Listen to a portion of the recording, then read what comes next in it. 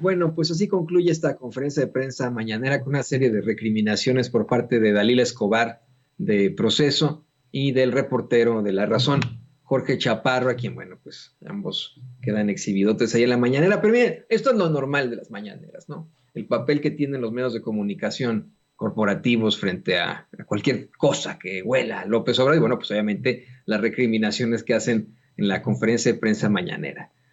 Hoy llama más la atención lo que el presidente plantea sobre el golpe de Estado al presidente Castillo, Pedro Castillo, en Perú. Lo vamos a platicar unos momentos más como podamos porque se nos está acabando el tiempo, pero lo vamos a platicar unos momentos más el análisis que tenemos aquí en Sin Censura. Mire, la corresponsal de Polemón, Beth Castillo, le preguntó al presidente cuál es su postura sobre lo sucedido en Perú, si el gobierno de México va a hacer gestión para que se le exile en nuestro país al profesor Pedro Castillo. El presidente le dice, bueno, que la política exterior de México tiene como principio la no intervención, la autodeterminación de los pueblos, un principio al que pues se van a ceñir, pero pues que en su gobierno lamentan muchísimo lo que sucede en Perú, porque desde que ganó legalmente Pedro Castillo fue víctima del acoso, de la confrontación, que no aceptaron sus adversarios, sobre todo las élites económicas y políticas de ese país, que gobernara una persona a quien consideraban serrano por ser de la Sierra del Perú, de las montañas del Perú. Es decir, que el mismo Pedro Castillo da a conocer el presidente López Obrador, le planteó una vez directamente a él que iba caminando por la capital peruana y unas señoras hasta se tapaban la nariz así, fíjese, así, ¿no? O sea, terrible, como si apestara. Dice, bueno, pues eso ya lo hemos padecido en México, ese racismo. Por ejemplo, los conservadores en su momento, cuando iban al baño, decían, voy al Juárez para pues discriminar y minimizar al mejor presidente que ha tenido este país, que es Benito Pablo Juárez García. Bueno, el presidente asegura que a Castillo lo acosaron y lo fueron debilitando hasta que consiguieron el desequilibrio y que no cree que sea la mejor decisión destituirlo y detenerlo, que lo lamenta mucho. Planteó que hay una seria inestabilidad en el Perú, llevan 5 presidentes en 6 años y todo por los intereses de las élites, que por ejemplo, ahí está la hija del expresidente Fujimori, o don Vargas Llosa, quien está muy cerca de la realeza española, y los grupos conservadores que no están a favor del bienestar del pueblo. Comentó que imagina que tenían todo para destituir a Castillo y cuestionó este precepto legal en Perú de la incapacidad moral con lo que lo destituye, ¿no? Dice que se imagina que cuando supo que lo iban a destituir, tomó la decisión precipitada de desaparecer el Congreso, con lo que les dio argumentos para quitarlo. Luego, lo vamos a platicar ahora en un análisis muy corto que vamos a intentar hacer, ¿no? Dio a conocer que el profesor Castillo, de hecho, cuando desmantela al Congreso de su país, le habló por teléfono a su oficina, a la oficina del presidente López Obrador, para que le avisaran que iba hacia la Embajada de México en Perú, pues iba a solicitar el asilo.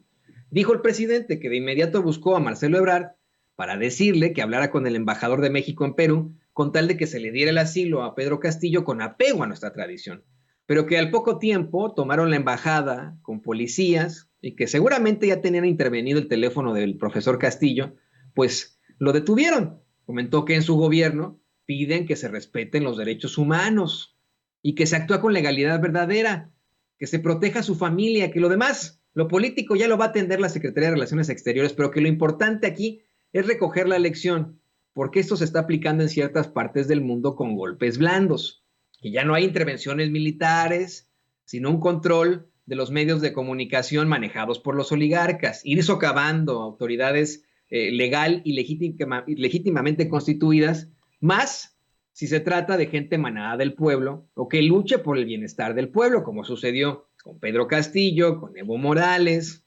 como está sucediendo en Argentina, como sucedió en su momento en Brasil con Luis Ignacio Lula da Silva, etcétera, etcétera. Así lo planteó el presidente López Obrador. Le digo,